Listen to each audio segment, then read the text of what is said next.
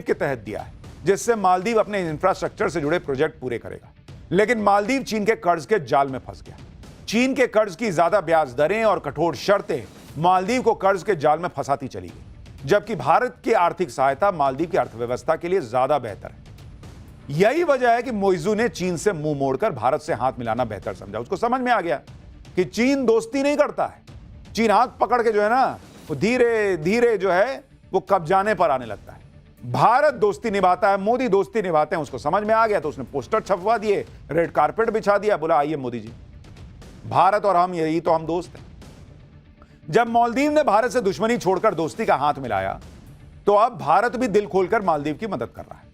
PM Modi ने अपने दौरे पर मालदीव को 4,850 करोड़ का कर्ज देने का ऐलान किया। भारत और मालदीव के बीच व्यापार, रक्षा और इंफ्रास्ट्रक्चर के क्षेत्र में सहयोग बढ़ाने पर बात हुई। यूके की तरह भारत मालदीव के साथ भी फ्री ट्रेड एग्रीमेंट करेगा। मालदीव की सुरक्षा को मजबूत करने में भारत सहयोग देगा। इसके अलावा लोकल करेंसी सेटलमेंट सिस्टम के जरिए मालदीव भारत के साथ लोकल करेंसी में व्यापार भी कर सकेगा।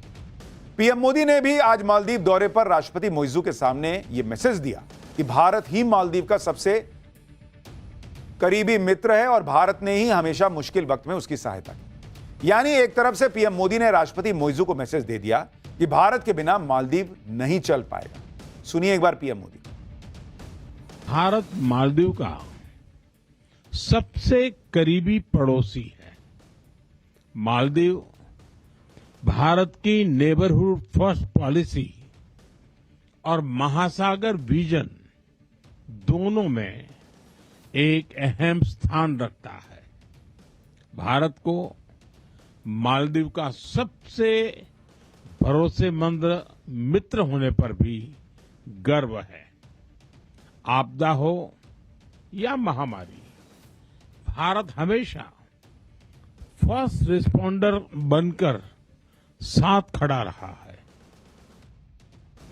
मालदीव दौरे पर पीएम मोदी ने मालदीव को भीष्म क्यूब्स भी गिफ्ट किए।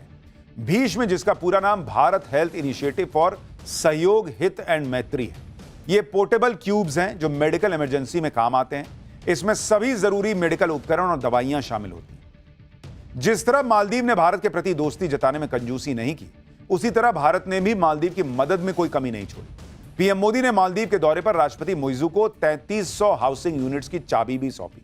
ये हाउसिंग यूनिट्स भारत की मदद से बने, यानी भारत मालदीव के लोगों को नया आशियाना भी दे रहा है, उनकी जबरदस्त मदद भी कर रहा है। इसके अलावा भारत ने मालदीव की सेना को 72 व्हीकल और अन्य उपकरण भी गिफ्ट किए हैं। आप यह भी देखिए कि 2 साल पहले तक भारत के खिलाफ चीन ने मालदीव में जो माहौल बनाने की कोशिश की थी, उस माहौल को कैसे पीएम मोदी ने धुआं धुआं कर दिया। आज मालदीव और भारत का सहयोग इतना बढ़ गया कि पीएम मोदी और राष्ट्रपति मोइजू ने मिलकर मालदीव के रक्षा भवन का उद्घाटन किया। यानी खुद मालदीव ने चीन को बड़ा मैसेज दे दिया कि वो अब भारत से अपनी रक्षा साझेदारी को भी मजबूत करेगा। इधर पीएम मोदी मालदीव को भर भर के मदद कर रहे हैं, उधर मालदीव में पीएम मोदी के नाम की गूंज सुनाई दे रही है। मालदीव में भारतीय समुदाय ने पीएम मोदी जिंदाबाद के नारे लगा दिए सड़क पर खड़े होकर। सुनिए मालदीव में कैसे मोदी मोदी हो रहा है। मोदी जिंदाबाद, जिंदाबाद, जिंदाबाद, मोदी जिंदाबाद, जिंदाबाद, मोदी जिंदाबाद, जिंदाबाद, जिंदाबाद, मोदी जिंदाबाद, जिंदाबाद।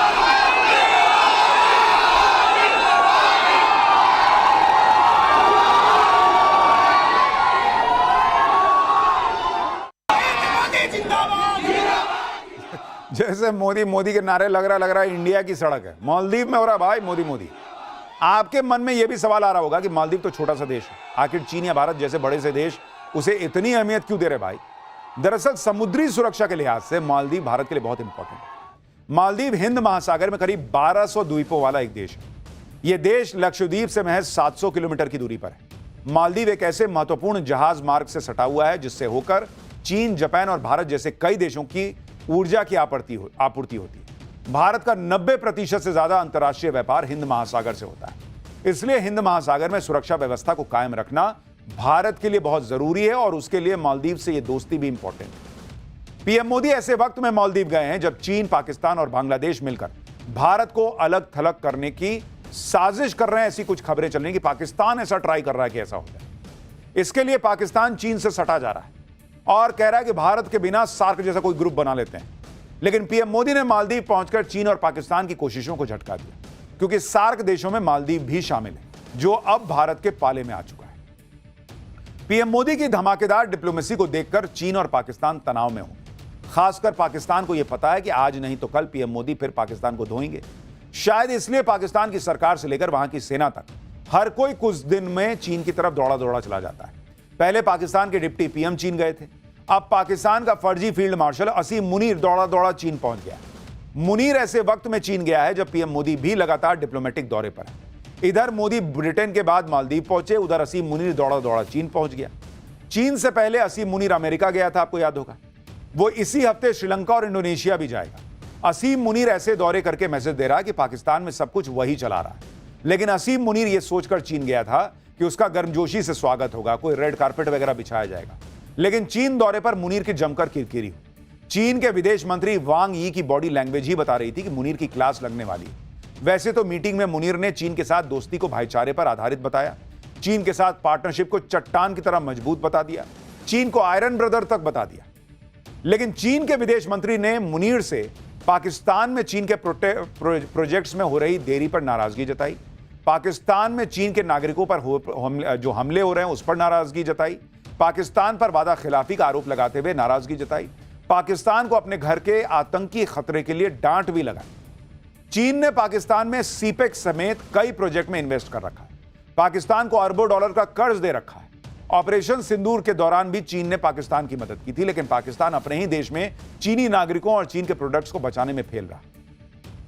मार्च 2024 में उत्तरी पाकिस्तान में एक आत्मघाती बम हमले में 5 चीनी वर्कर की मौत हो गई थी। नवंबर 2024 में कराची में 2 चीन के नागरिकों की पाकिस्तानी गार्ड ने गोली मार के हत्या कर दी थी। अक्टूबर 2024 में कराची हवाई अड्डे के बाहर आत्मघाती विस्फोट में 2 चीनी इंजीनियर मारे गए थे। मार्च से जुलाई 2025 के बीच ही कम से कम 4 बार चाइनीज नागरिकों को निशाना बनाया गया। पाकिस्तान से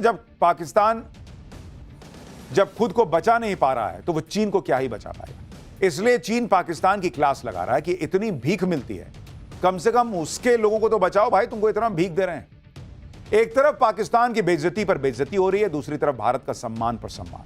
लेकिन इसके बावजूद भारत में गजब की पॉलिटिक्स चल रही है और उसी से जुड़ा अब अगला चैप्टर खोल रहा हूं। इधर राहुल की डस्टबिन वाली पॉलिटिक्स, उधर खड़गे ने मान लिया कि मोदी ने मिट्टी में मिला दिया है क्या। राहुल गांधी मिक्स जाति के हैं, किस कांग्रेस नेता ने गजब का दावा ठोक दिया। आज संसद फिर क्यों नहीं चली, क्या बवाल हुआ है, राहुल गांधी कौन सी ओबीसी वाली पॉलिटिक्स लेकर आए हैं, अब इसका चैप्टर खोलता हूं। पूरी दुनिया आज की डेट में भारत को बेस्ट बता रही है, लेकिन भारत में देखिए क्या हो रहा। पूरा इंडी गठबंधन यह बताने में जुटा है कि भारत में सिस्टम कितना खराब है। जिस चुनाव आयोग का नाम दुनिया भर में है, उस चुनाव आयोग को इंडी गठबंधन सिर्फ इसलिए घेर रहा है क्योंकि चुनाव आयोग बिहार में वोटर लिस्ट का रिवीजन करवा रहा है। बिहार में हो रहे वोटर वेरिफिकेशन के खिलाफ इंडी गठबंधन का प्रोटेस्ट आज भी चला। चुनाव आयोग के खिलाफ नारेबाजी की जा रही है, एसआईआर को लोकतंत्र पर वार बताया जा रहा है। आप यह भी देखिए कि एक तरफ वोटर वेरिफिकेशन पर बवाल किया जा रहा है तो दूसरी तरफ कांग्रेस जाति की राजनीति को धार दे रही। आज दिल्ली में कांग्रेस का एक बड़ा कार्यक्रम हुआ जिसमें राहुल गांधी ने खुलकर ओबीसी पॉलिटिक्स की। इस कार्यक्रम में राहुल गांधी ने फिर से जाति जनगणना की बात की। राहुल गांधी के साथ खड़गे ने भी पीएम मोदी पर जमकर निशाना साधा।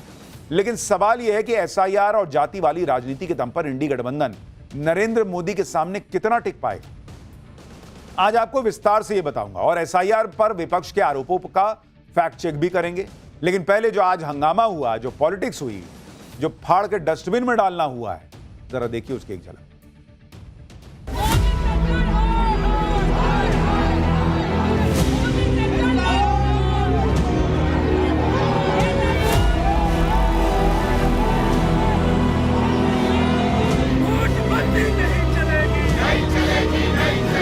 आज यहाँ शपथ लेते हैं वैसे ही लड़ेंगे जैसे हमारे पुरखों लड़े।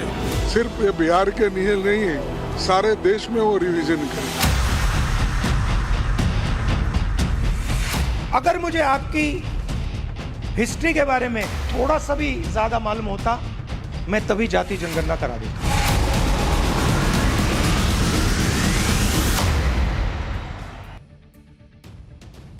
आज संसद के मॉनसून सत्र का 5वां दिन था, लेकिन आज भी इंडी गठबंधन ने बिहार के वोटर वेरिफिकेशन के मुद्दे पर यानी एसआईआर का जोरदार विरोध किया। संसद फिर नहीं चल पाई। इंडी गठबंधन के नेताओं ने संसद भवन परिसर में गांधी जी की प्रतिमा के पास जमकर नारेबाजी की। सभी के हाथों में एसआईआर का पोस्टर था और एक बैनर जिस पर लिखा था एसआईआर लोकतंत्र पर वार है। राहुल गांधी, मल्लिकार्जुन खड़गे, प्रियंका वाड्रा, रामगोपाल यादव, मनोज झा, डिंपल यादव जैसे कई नेताओं ने इस प्रोटेस्ट मार्च में हिस्सा लिया। इसके बाद सारे नेताओं ने एसआईआर वाले पोस्टर को फाड़-फाड़ के डस्टबिन में डालना शुरू कर दिया। मतलब ये दिखाने की कोशिश कर रहे थे कि एसआईआर को कूड़ेदान में फेंक देना चाहिए। राहुल गांधी, प्रियंका वाड्रा और मल्लिकार्जुन खड़गे सभी ने एसआईआर वाले पोस्टर को डस्टबिन में डाला। मल्लिकार्जुन खड़गे ने तो एसआईआर के पोस्टर को फाड़ के डस्टबिन में डाला, यानी पूरा ड्रामा क्रिएट किया गया और यह जताने की कोशिश की गई कि एसआईआर के जरिए चुनाव आयोग कितना बड़ा, मान लीजिए कि इनकी नजर में अपराध कर रहा है। सुनिए एक बार इंडी गठबंधन के नेताओं। हमारे चुनाव आयोग को ये सोचना होगा कि उसका आदर्श बांग्लादेश का चुनाव आयोग नहीं होना चाहिए। इलेक्शन कमीशन मनमानी कर रहा है क्योंकि सरकार के कहने पे चल रहा है, और जो फ्री एंड फेयर इलेक्शन का जो पूरे देश में जो मामला है, कहीं ना कहीं जो डेमोक्रेटिक सेटअप है देश को, उसको ठेस पहुंचाने का काम ये सरकार कर रही है। वेरी अनफेयर, और ये कम्प्लीटली अपने आप को बेनिफिट करने के लिए बीजेपी कर रही है। इससे पहले आपने महाराष्ट्र में एक प्रयोग किया और लूट की सरकार बना ली, अब बिहार में वही प्रयोग करना चाहते हैं। विपक्ष एकजुट है, हम लूटने नहीं देंगे। इंडी गठबंधन बिहार में हो रहे एसआईआर का विरोध किए जा रहा है और चुनाव आयोग पर हमले कर रहा है, चुनाव आयोग पर मनमाने आरोप लगा रहा है। लेकिन चुनाव आयोग ने अब जो फैसला लिया है उससे इंडी गठबंधन को झटका लगने वाला है। चुनाव आयोग अब पूरे देश में एसआईआर कराने जा रहा है। चुनाव आयोग ने कह दिया है कि अपने संवैधानिक अधिकार के तहत वोटर लिस्ट की अखंडता की रक्षा के लिए अब पूरे देश में विशेष गहन परीक्षण यानी एसआईआर शुरू करने का निर्णय लिया गया। देश के बाकी हिस्सों में एसआईआर के लिए शेड्यूल सही समय पर जारी भी कर दिया जाएगा। चुनाव आयोग के इस फैसले से इंडी गठबंधन को जैसे करंट लग गया। अभी तक बिहार के लिए हंगामा कर रहे थे, सुप्रीम कोर्ट जा रहे थे, लेकिन अब पूरे देश में एसआईआर होगा और चुनाव आयोग को इसका संवैधानिक अधिकार भी है। ऐसे में इंडी गठबंधन कह रहा है कि बीजेपी डर गई है और अपनी सत्ता बचाए रखने के लिए इस तरह के काम कर रही है। सुनिए मल्लिकार्जुन खड़गे। ये लोग डर के मारे आज ये रिवाइज करने की जो कोशिश कर रहे हैं, ये बहुत बुरी बात है। इससे देश का भी नुकसान होता है और लोकतंत्र का नुकसान होता है, और संविधान के तहत ये लोग नहीं चल रहे। वो अपने हुकूमत को बचाने के लिए बहुत से चीज़ें कर रहे हैं, लेकिन ये ठीक नहीं है।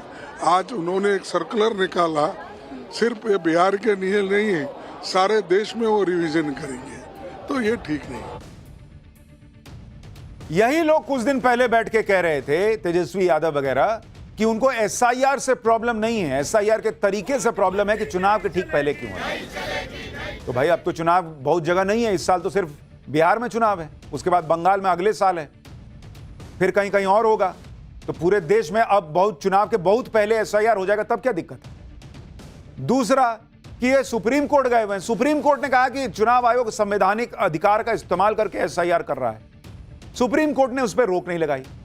तो फिर ये लाल किताब संविधान का क्या लहराते हैं जब संविधान को मानना ही नहीं है इन लोगों को। इंडी गठबंधन का आरोप है कि एसआईआर के जरिए वोटरों के नाम वोटर लिस्ट से काटे जा रहे हैं, जबकि चुनाव आयोग इस पर सफाई दे चुका है। आज ही चुनाव आयोग ने आंकड़े जारी किए, बिहार में एसआईआर कितनी स्पीड से हुआ है आप इसको देखिए। चुनाव आयोग के मुताबिक 24 जून को बिहार में एसआईआर कराने का आदेश दिया गया था। एक महीने के अंदर बिहार के 99.8% मतदाताओं को कवर किया गया है। 7 करोड़ 23 लाख मतदाताओं के फॉर्म्स को डिजिटाइज किया गया है। बचे हुए वोटर्स का वेरिफिकेशन 1 अगस्त तक कर लिया जाएगा।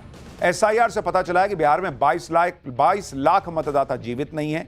7 लाख मतदाताओं के नाम एक से ज्यादा जगह मिले हैं। 35 लाख वोटर हमेशा के लिए बिहार से जा चुके हैं। यानी एसआईआर से बिहार के मतदाताओं की सारी जानकारी चुनाव आयोग को मिल चुकी है और अब इसी जानकारी के हिसाब से वोटर लिस्ट बनेगी जो पूरी तरह से सही होगी। यही बात सरकार भी कह रही है कि जो लोग जिंदा नहीं है उनके नाम वोटर लिस्ट में क्यों होने चाहिए। और सबसे बड़ा सवाल तो यह है भाई कि जो लोग जिंदा नहीं है, मर गए, उनका नाम वोटर लिस्ट से हटाया जा रहा है। या तो आप उस आदमी को खड़ा कर दीजिए कि ये जिंदा है, देखिए इसका नाम हटा दिए मरे हुए में डाल के।